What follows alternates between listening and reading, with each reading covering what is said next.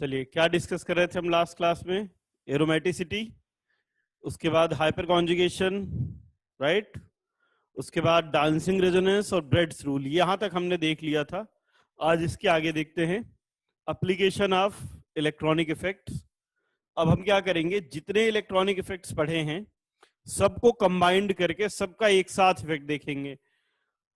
और हम ऐसे एग्जांपल लेंगे जिसमें सारे इलेक्ट्रॉनिक इफेक्ट लगेंगे। ठीक है, आपको आइडेंटिफाई करना है कि कौन सा इलेक्ट्रॉनिक इफेक्ट लग रहा है और उसके बेसिस पर आपको स्टेबिलिटी या एसिडिक स्ट्रेंथ या बेसिक स्ट्रेंथ कंपेयर करना है। देखिए, फर्स्ट 4 प्रॉपर्टी हैं: कार्बोकेटायन की स्टेबिलिटी, कार्बेनायन की स्टेबिलिटी, एसिडिक स्ट्रेंथ और बेसिक स्ट्रेंथ। फर्स्ट देखते हैं stability of carbocation, stability of carbocation. ठीक है, ये हमारे पास कुछ कार्बोकेटायन हैं और इन कार्बोकेटायंस की हमें स्टेबिलिटी कंपेयर करनी है। ठीक है ना? तो अब देखिए, यहां पे सारे इलेक्ट्रॉनिक इफेक्ट जो भी आप तक पढ़ चुके हैं सब लगेंगे और उनको कंबाइंड फॉर्म में फिर हम देखेंगे किसकी स्टेबिलिटी ज्यादा है। जैसे फर्स्ट एग्जांपल देखिए, चलिए कोई बताना चाहेगा फर्स्ट एग्जांपल में करेक्ट सीक्वेंस क्या होगा? अब बाय डिफॉल्ट हर किसी में ये 1 है, ये 2 है, 3, 4। चलिए बताइए 1 2 3 4 की स्टेबिलिटी का सीक्वेंस क्या होगा? सबसे पहले तो अगर फर्स्ट एग्जांपल देखें तो इसमें रेजोनेंस है और रेजोनेंस के साथ ये 2 डिग्री है। यहां पर भी रेजोनेंस है बट यह रेजोनेंस के साथ 1 डिग्री है। यहां पे डबल बॉन्ड पर पॉजिटिव चार्ज है और अगर कहीं पर भी डबल बॉन्ड पर पॉजिटिव चार्ज है तो वो हाईली अनस्टेबल होता है। मतलब एक बात जो बिल्कुल क्लियर है कि 3 मोस्ट अनस्टेबल है, इस बात पर कोई शक नहीं है। 4 में देखें तो ये डबल बॉन्ड है जो माइनस आई लगा रहा है, तो सबसे अनस्टेबल 3। अब 1 और 2 में रेजोनेंस है तो 1 और 2 3 और 4 से ज्यादा स्टेबल। बट बात है कि 1 और 2 में ज्यादा स्टेबल कौन? तो 2 में रेजोनेंस है, 1 में भी रेजोनेंस है। 1 रेजोनेंस के साथ 2 डिग्री है और ये रेजोनेंस के साथ 1 डिग्री, इसलिए 1 ज्यादा स्टेबल होगा। 1, फिर 2, फिर 4 और 3 जो है ये हाईली अनस्टेबल। तो करेक्ट सीक्वेंस 1 2 4 3। यहां पे देखिए रेजोनेंस है, यहाँ पे 9 अल्फा हाइड्रोजन है, यहाँ पे अल्फा इफेक्ट है और हमने ये कहा था कि अल्फा इफेक्ट जो है वो मोस्ट स्टेबलाइजिंग इलेक्ट्रॉनिक इफेक्ट है। यहाँ पे रेजोनेंस है लेकिन एक्सटेंडेड रेजोनेंस है, एक्सटेंडेड है, ज्यादा रेजोनेंस है। यहाँ पे रेजोनेंस है लेकिन रेजोनेंस कम है। यहाँ पे जो रेजोनेंस है मोस्ट इफेक्टिव रेजोनेंस है अल्फा इफेक्ट, जिसमें एक एक्स्ट्रा कोवेलेंट बॉन्ड बनता है। तो एक बात जो बिल्कुल क्लियर है कि इन चारों में जो सबसे ज्यादा स्टेबल है वो थर्ड वाला है। थर्ड से ज्यादा स्टेबल कोई हो ऐसा हो ही नहीं सकता, क्योंकि इसमें अल्फा इफेक्ट लग रहा है, अल्फा इफेक्ट मोस्ट स्टेबलाइजिंग, तो सबसे ज्यादा तो 3 को ही होना है। अब 1 में भी रेजोनेंस है, 4 में भी रेजोनेंस है, तो ज्यादा रेजोनेंस 4 में है तो 4 1 और फिर 2। तो correct sequence 3 1 4 2। Resonance mode dominating है इसलिए हम पहले रेजोनेंस देखेंगे फिर हाइपर कॉन्जुगेशन। यहां पे देखिए रेजोनेंस है, यहां पे एक्सटेंडेड रेजोनेंस है, यहां पे रेजोनेंस नहीं है, यहां पर डबल बॉन्ड पे पॉजिटिव चार्ज है। ध्यान रखिएगा, कभी भी अगर डबल बॉन्ड पे पॉजिटिव चार्ज है तो मॉलिक्यूल में रेजोनेंस नहीं होता और ये मॉलिक्यूल हाईली अनस्टेबल होता है। डबल बॉन्ड पे पॉजिटिव चार्ज हाईली अनस्टेबल, मतलब एक बात तो पक्का है कि 3 हाईली अनस्टेबल है।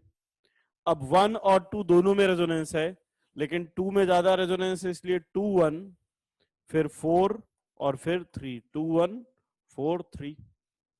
यहां पे देखिए रेजोनेंस है, ज्यादा रेजोनेंस है, यहां पे और ज्यादा रेजोनेंस है और इसमें रेजोनेंस नहीं। तो सबसे ज्यादा स्टेबल जहां मैक्सिमम रेजोनेंस है 3 2 1 और फिर सबसे कम हो जाएगा 4, क्योंकि 4 में बिल्कुल भी रेजोनेंस नहीं है।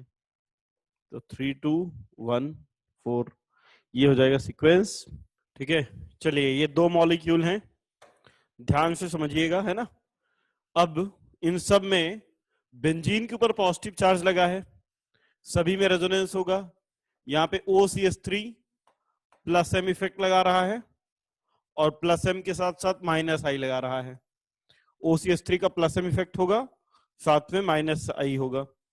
अब अगर कोई भी ग्रुप प्लस एम और माइनस आई दोनों लगाता है तो इसका जो ओवरऑल इफेक्ट होगा वो मेसोमेरिक के कारण होगा, मतलब ये ओवरऑल डोनेटिंग है।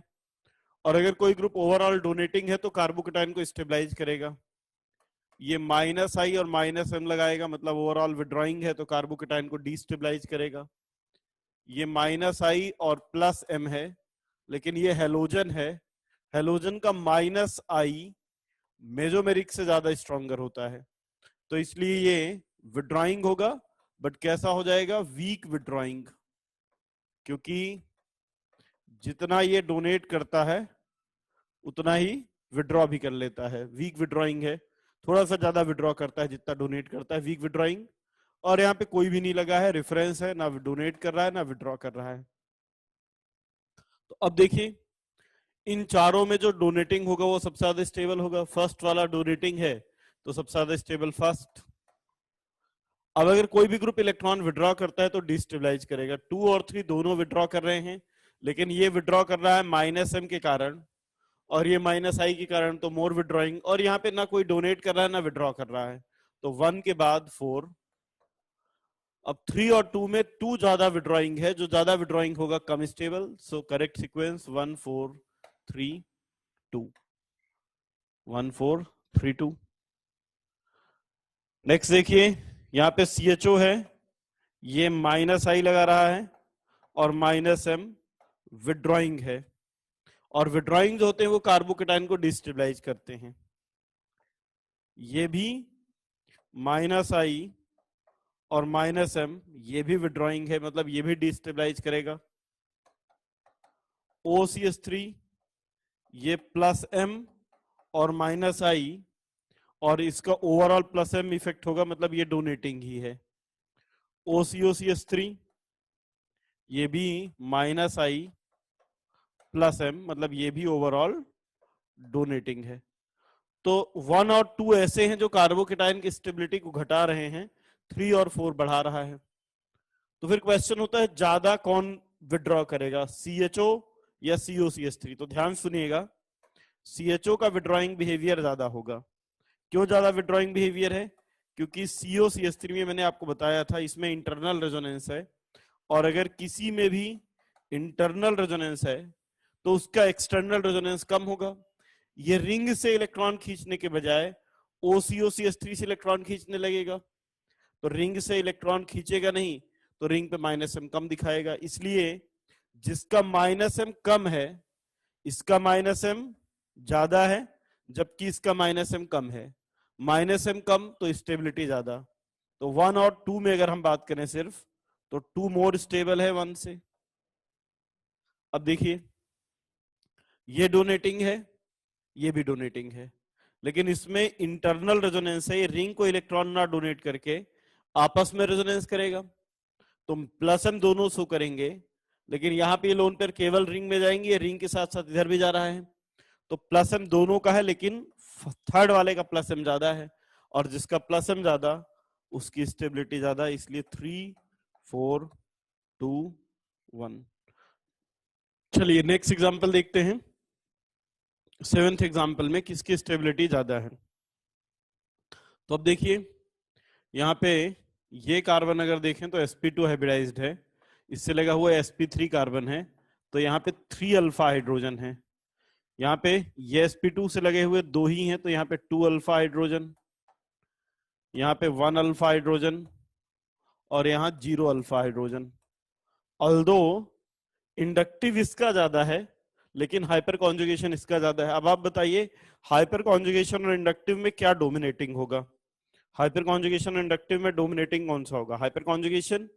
तो इसका मतलब जहां पे ज्यादा अल्फा हाइड्रोजन है वहां पे स्टेबिलिटी ज्यादा, तो सबसे ज्यादा first, second, third and then fourth. Next देखिए अगर इन दोनों में देखा जाए तो जब रेजोनेंस होगा तो पॉजिटिव चार्ज यहां आएगा, अगली बार जब रेजोनेंस होगा तो पॉजिटिव चार्ज यहां आएगा, तो इन तीनों एटम पे पॉजिटिव चार्ज आएगा। मतलब एक बार भी ऑक्सीजन का लोन पेयर पॉजिटिव चार्ज को स्टेबलाइज नहीं कर पाएगा। जब यहां पे रेजोनेंस होगा तो पहले पॉजिटिव चार्ज यहां आएगा, अगली बार जब रेजोनेंस होगा तो पॉजिटिव चार्ज इस कार्बन पर आएगा, और इस कार्बन पर जैसे ही पॉजिटिव चार्ज आएगा तो इसका अल्फा इफेक्ट इसको स्टेबलाइज कर देगा। इसका मतलब कि अगर मैं कंपेयर करूं केवल 1 और 2 में, तो हम कह सकते हैं out of 1 and 2, 2 is more stable then 1। ठीक है, अब बात करते हैं 3 और 4 में। जब 3 में रेजोनेंस होगा तो पॉजिटिव चार्ज यहां पे आएगा, और अगली बार जब रेजोनेंस होगा तो पॉजिटिव चार्ज इस पर आएगा। जब इस वाले पर पॉजिटिव चार्ज आएगा इस कार्बन पे, तो यहाँ पे ऑक्सीजन पर नेगेटिव था और नाइट्रोजन पे पॉजिटिव, तो यहाँ पे क्या होगा, 2 पॉजिटिव चार्ज पास पास आ जाएंगे। और कोई भी ऐसा कार्बोकेटायन जहां पे अपोजिट चार्ज सेम चार्ज पास पास आते हैं वो हाईली अनस्टेबल होगा। जबकि यहाँ पे अगर रेजोनेंस होता भी है तो पॉजिटिव चार्ज यहां जाएगा, अगली बार पॉजिटिव चार्ज यहां आएगा, मतलब एक भी। चलिए नेक्स्ट एग्जांपल देखें। तो यहाँ पे ऑक्सीजन के बगल में लोन पेयर है, तो यहाँ पे अल्फा इफेक्ट लगेगा। यहाँ पे ब्रिजहेड पे पॉजिटिव चार्ज है, और अगर ब्रिजहेड पे पॉजिटिव चार्ज है तो ये हाईली अनस्टेबल होगा। और यहाँ पे कम से कम ब्रिजहेड पे पॉजिटिव चार्ज तो नहीं है, तो देखो 1 वाला हाईली स्टेबल, 2 जो है वो हाईली अनस्टेबल, क्योंकि ब्रिजहेड पे पॉजिटिव चार्ज हाईली अनस्टेबल है। तो करेक्ट सीक्वेंस हो गया 1 3 2। यहाँ पे देखिए फर्स्ट वाला साइक्लोप्रोपाइल मिथाइल है, इसमें डांसिंग रेजोनेंस होगा, जबकि नेक्स्ट वाले में कोई भी डांसिंग रेजोनेंस नहीं है। तो जहां कहीं पर भी डांसिंग रेजोनेंस होता है उसकी स्टेबिलिटी ज्यादा, इसलिए 1 मोर स्टेबल देन 2। यहाँ पे देखिए इसमें अल्फा इफेक्ट भी लग रहा है और रेजोनेंस भी है, दोनों है। अल्फा इफेक्ट भी है, साथ में रेजोनेंस भी है। यहाँ पे केवल रेजोनेंस है और यहाँ केवल अल्फा इफेक्ट है, तो सबसे ज्यादा स्टेबिलिटी मिलती है अल्फा इफेक्ट से। इसके मतलब 1 और 3 जो हैं वो 2 से ज्यादा स्टेबल हैं। यहाँ पे केवल अल्फा इफेक्ट है थर्ड वाले में, इसमें अल्फा इफेक्ट के साथ रेजोनेंस भी है, इसलिए सबसे ज्यादा स्टेबिलिटी 1 की, फिर 3 की, और फिर 2 की। यहाँ पे देखिए यहाँ पे है 3 अल्फा हाइड्रोजन, यहाँ पे है 0 अल्फा हाइड्रोजन। ऑल्दो इंडक्टिव इसका ज्यादा है, हाइपर कॉन्जुगेशन इसका ज्यादा है, लेकिन हाइपर कॉन्जुगेशन और इंडक्टिव में मोर डोमिनेंट फैक्टर हाइपर कॉन्जुगेशन होता है। That's why 1 is more stable then 2। Note कर लीजिए।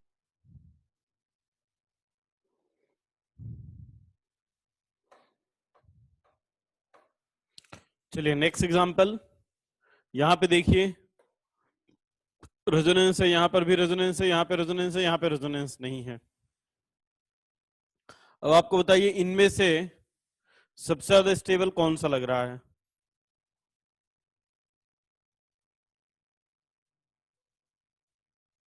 इसको थोड़ा सा चेंज कर लो यार, है ना, लास्ट वाले को थोड़ा सा चेंज करना है, इसको ऐसा बनाना है। अब सबसे ज्यादा अनस्टेबल कौन सा है? 2, बिल्कुल सही है, क्योंकि 2 एंटी एरोमेटिक है। अब देखो यहां पे रेजोनेंस है, यहां पे रेजोनेंस नहीं है, रेजोनेंस केवल 1 में है, तो 1।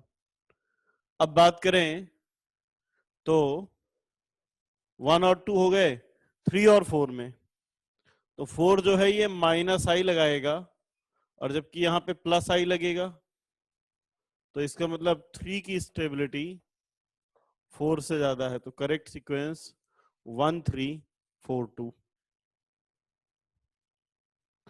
और इसकी अनस्टेबल होने का रीजन ये भी है क्योंकि ये एंटी एरोमेटिक है। ठीक है, चलिए नेक्स्ट देखिए। तो इनमें से फर्स्ट वाला जो है ये ट्रोपाइलियम है, one of the most stable carbocation, aromatic है, और इसके 7 एरोमेटिक रेजोनेटिंग स्ट्रक्चर बनेंगे।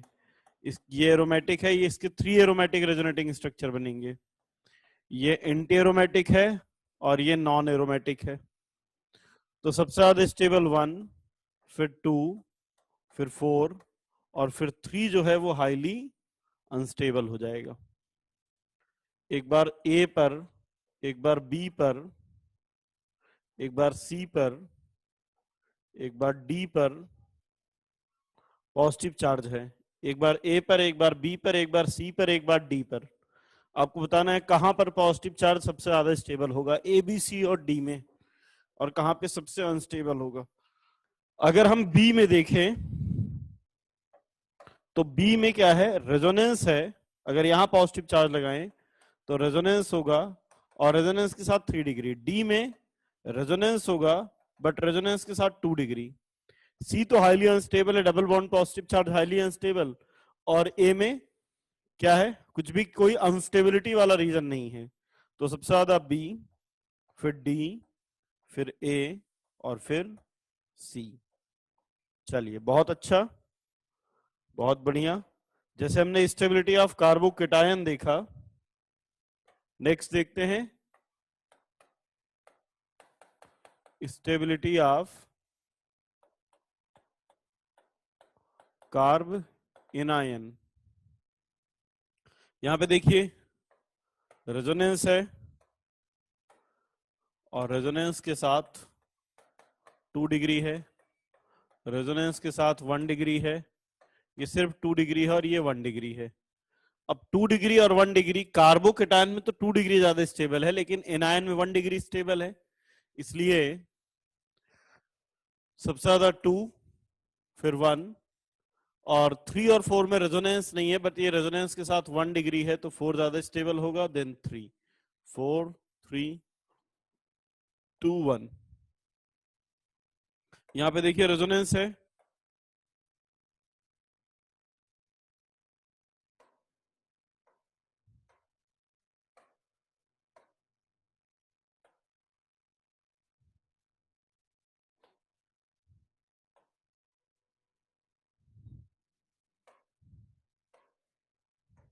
ऐसा रेजोनेंस, ये इधर गया, ये इधर गया, ऐसा रेजोनेंस बनाना है।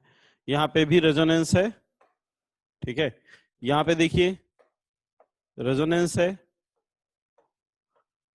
यहां पे कंपैरिजन में ज्यादा रेजोनेंस है, ये इधर जाएगा, ये इधर जाएगा, ठीक है। और यहाँ पे रेजोनेंस ही नहीं है। तो देखिए सबसे ज्यादा रेजोनेंस 2 में, तो 2, फिर 1, और 3 में रेजोनेंस नहीं है तो सबसे कम। जहां रेजोनेंस होगा वो ज्यादा स्टेबल होगा, उसके कंपैरिजन में जिसमें रेजोनेंस नहीं है। जैसे यहाँ पे रेजोनेंस है, जबकि यहाँ पे ज्यादा रेजोनेंस है। और यहाँ पे अगर आप देखें तो मैक्सिमम रेजोनेंस है, पूरी रिंग में रेजोनेंस हो रहा है। तो सबसे ज्यादा स्टेबल 3, फिर 2, फिर 1, और चूंकि 4 में रेजोनेंस नहीं हो रहा है इसलिए 4 सबसे कम स्टेबल। जहां ज्यादा रेजोनेंस वहां ज्यादा स्टेबिलिटी। चलिए ये एग्जांपल लेते हैं और इनमें देखते हैं कि सबसे ज्यादा स्टेबिलिटी किसकी है। ठीक है, तो देखो यहां पे रेजोनेंस है, तो रेजोनेंस यहां पर भी है और रेजोनेंस यहां पर भी है, जबकि फोर्थ वाले में रेजोनेंस नहीं है। तो अगर किसी में भी रेजोनेंस नहीं है तो वो कम स्टेबल होगा। तो ये वाला फोर्थ वाला तो हो गया लीस्ट स्टेबल। अब देखो जब यहां पे रेजोनेंस होगा तो निगेटिव चार्ज रेजोनेंस करके कार्बन पे जाएगा, यहां पे निगेटिव चार्ज ऑक्सीजन पे जाएगा, यहां नाइट्रोजन पे जाएगा, और यहां रेजोनेंस नहीं करेगा। तो जब negative charge more electronegative atom पर जाता है तो ज्यादा स्टेबल है, और इसीलिए 1, 2, 3 और 4 में सबसे ज्यादा स्टेबिलिटी होगी 2 की, फिर 3 की, फिर 1 की, फिर 4 की, because negative charge is more stable on more electronegative atom. अब देखिए यहाँ पे एक बार ए पे नेगेटिव चार्ज आ जाए, एक बार बी पे, और एक बार सी पे, और एक बार डी पे। तो जब बी पे नेगेटिव चार्ज आएगा तो दो सी डबल बॉन्ड ओ ऐसे हैं जिनके साथ रेजोनेंस करेगा। जब बी पे नेगेटिव चार्ज आएगा, ठीक है, यहां पे जब नेगेटिव चार्ज आएगा तो इससे भी रेजोनेंस करेगा, इससे भी, तो ज्यादा रेजोनेंस होएगा। जब ए में आएगा तो केवल इसके साथ, जब सी में नेगेटिव चार्ज आएगा तो केवल इसके साथ, और जब डी में नेगेटिव चार्ज आएगा तो रेजोनेंस ही नहीं करेगा।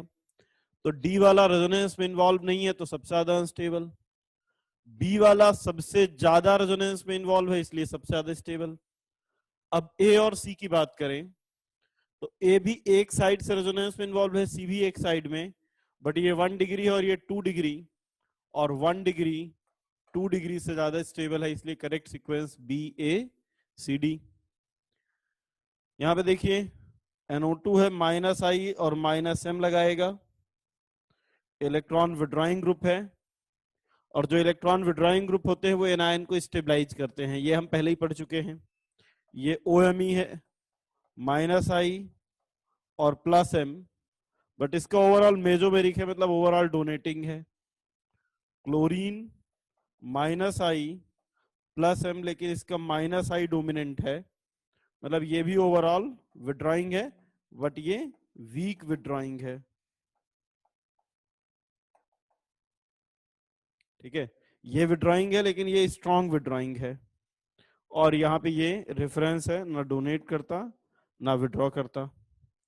तो अब देखिए जहां पे सबसे ज्यादा विड्रॉइंग लगा होगा वो सबसे ज्यादा स्टेबल, क्योंकि इलेक्ट्रॉन विड्रॉइंग ग्रुप एनायन की स्टेबिलिटी बढ़ाते हैं, तो सबसे ज्यादा स्टेबल हो जाएगा कौन सा, फर्स्ट वाला। अब थर्ड वाला भी विड्रॉइंग है, स्टेबिलिटी बढ़ाएगा, और जो सेकेंड वाला है वो डोनेटिंग है, और अगर कोई ग्रुप डोनेटिंग है तो स्टेबिलिटी बढ़ाता नहीं घटाता है, तो इसलिए करेक्ट सीक्वेंस 1 3 4 2। बिल्कुल, दीक्षा ने बिल्कुल सही लिखा है, 1 3 4 2। चलिए नोट कर लीजिए, फिर आगे चलते हैं।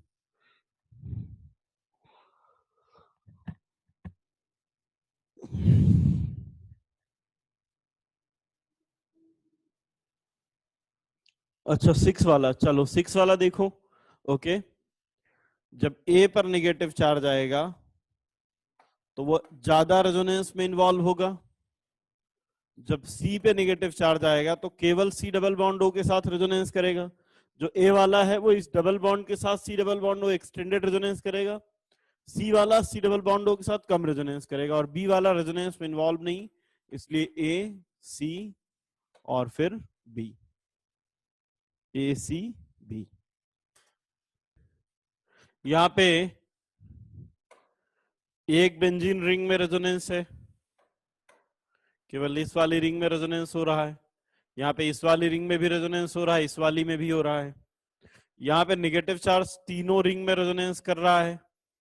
तो अब बताइए 1 2 3 में सबसे ज्यादा स्टेबल कौन सा होगा, जहां ज्यादा रेजोनेंस हो रहा है, और इसलिए सबसे ज्यादा stable 3, then 2, then 1। Correct sequence 3 2 1। यहाँ पे देखिए जब क्लोरीन लेंगे तो यहाँ पे क्लोरीन के पास d ऑर्बिटल है, तो d ऑर्बिटल होने के कारण यहाँ d ऑर्बिटल रेजोनेंस हो जाएगा, जबकि फ्लोरीन में d ऑर्बिटल नहीं है, तो इसलिए CCl3 नेगेटिव CF3 नेगेटिव से ज्यादा स्टेबल होगा। सिमिलरली यहाँ पे ऑक्सीजन के पास लोन पेयर है, तो लोन पेयर रिपल्सन होगा, लेकिन यहाँ पे सल्फर के पास वैकेंट d ऑर्बिटल है, इसलिए सल्फर वाले केस में d ऑर्बिटल रेजोनेंस हो जाएगा, और इसलिए सेकंड की स्टेबिलिटी फर्स्ट से ज्यादा होगी। जहां भी d ऑर्बिटल रेजोनेंस है वो ज्यादा स्टेबल है, नोट कर लीजिए। चलिए यहाँ पे देखें तो फर्स्ट वाला एंटी एरोमेटिक है, ये नॉन एरोमेटिक है। यहाँ पे अगर देखें तो ये एरोमेटिक है, ये नॉन एरोमेटिक है, लेकिन इसमें रेजोनेंस है। तो सबसे ज्यादा स्टेबल तो एरोमेटिक वाला होगा, यानी 1 2 3 4 में सबसे ज्यादा स्टेबिलिटी है 3 की। फिर सबसे अनस्टेबल जो है वो 1 है, क्योंकि एंटी एरोमेटिक है। 2 और 4 दोनों नॉन एरोमेटिक हैं, लेकिन 4 में रेजोनेंस है, इसलिए 3 4 2 1। यहां पे देखिए, यहां पे हम रेजोनेंस नहीं करा सकते, इस टाइप का रेजोनेंस नहीं होगा, क्योंकि अगर आप रेजोनेंस कराएंगे तो इसी ब्रिज हेड पर डबल बॉन्ड आ जाएगा, जबकि हमने कहा था कि ब्रिज हेड पर कभी भी डबल बॉन्ड पॉसिबल नहीं है। नेगेटिव चार्ज तो हो सकता है ब्रिज हेड पर, पॉजिटिव चार्ज और डबल बॉन्ड पॉसिबल नहीं है। और अगर आप रेजोनेंस करा देंगे तो यहाँ डबल बॉन्ड आएगा, जो पॉसिबल नहीं है। तो इसमें ध्यान रखना है, आपको लग रहा है कि सर कॉन्जुगेशन तो है पर रेजोनेंस नहीं होगा। यहाँ पे अब यहाँ पे रेजोनेंस हो सकता है, फिर रेजोनेंस यहां पर भी नहीं है। तो जब सेकंड में रेजोनेंस है तो सबसे ज्यादा स्टेबल तो सेकंड ही होगा। अब 1 और 3 में देखें तो रेजोनेंस किसी में भी नहीं है, बट ये C double bond O minus I लगा रहा है, यहां पर भी C double bond O minus I लगा रहा है, यहां पास से लगा रहा तो माइनस आई ज्यादा होगा, माइनस आई ज्यादा तो स्टेबिलिटी ज्यादा, इसलिए 2 1 3। यहाँ पे सभी ग्रुप मेटा पे लगे हैं, और जब ग्रुप मेटा पे लगे होते हैं तो इंडक्टिव देखते हैं। माइनस आई सबसे ज्यादा, ये भी माइनस आई वाला है, ये भी माइनस आई वाला, ये भी माइनस आई, और ये रेफरेंस। तो अब देखिए सबसे ज्यादा माइनस आई होता है NO2 का, तो 1 2 3 और 4 में सबसे ज्यादा स्टेबल हो जाएगा 1। अब ध्यान रखिएगा, Cl में और OCH3 में, Cl में और OCH3 में माइनस आई Cl का ज्यादा होता है, FClBrI, फिर आता है OR, फिर आता है OH। तो 1 के बाद आएगा 3, फिर आएगा 2, और सबसे अनस्टेबल होगा 4, क्योंकि बाकी सब तो विड्रॉइंग ही थे, यहाँ पे ना डोनेटिंग ना विड्रॉइंग। नोट कर